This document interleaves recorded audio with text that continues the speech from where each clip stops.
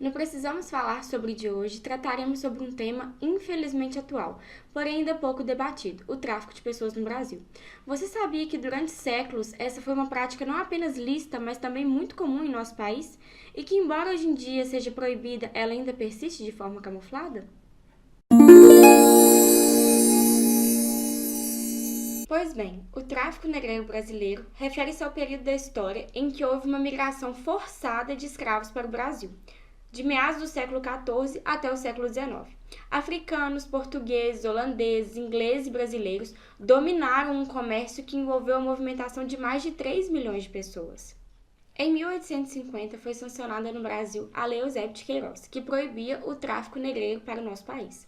No entanto, embora a escravidão e o tráfico de pessoas nos moldes coloniais tenham sido formalmente abolidos, o problema persiste na atualidade, ainda que em outros moldes, e está mais próximo do que podemos imaginar.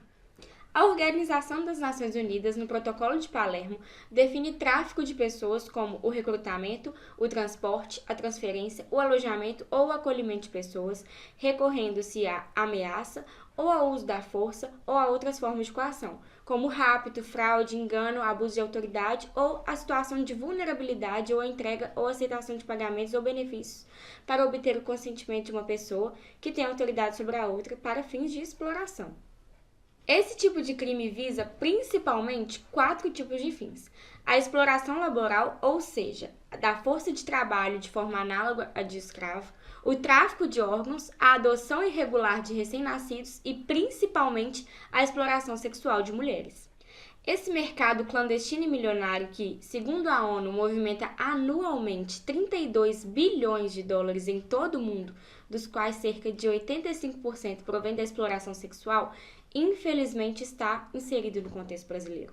Em 2013, o Ministério da Justiça divulgou um diagnóstico sobre o tráfico de pessoas no Brasil, em que o estado de Minas Gerais aparece em segundo lugar, perdendo apenas para o estado de São Paulo em número de vítimas de tráfico de pessoas por unidades da federação, entre 2011 e 2013.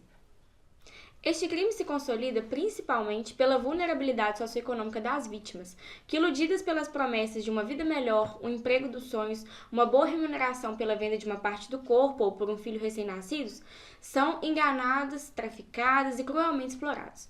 Os gatos, codinomes que ganham os aliciadores, promovem esse tipo de contato entre as vítimas e os exploradores de fato, oferecendo-lhes condições que parecem mil maravilhas, mas na verdade não passam de uma terrível armadilha. Trabalhadores rurais e com pouca instrução são traficados e presos para trabalhar de maneira forçada. Mulheres são convidadas a trabalhar em bares na Europa que na verdade são prostíbulos. Mães têm os bebês sequestrados em hospitais para fins de adoção ilegal. Pessoas de baixa renda são induzidas a venderem os próprios órgãos em troca de uma quantia alta em dinheiro que às vezes nem mesmo chegam a receber. Casos como este se repetem diariamente em nosso país e a luta contra esse tipo de ação criminosa está só no começo. Até 2016, a legislação brasileira só considerava crime tráfico de pessoas quando este servia para fins de exploração sexual.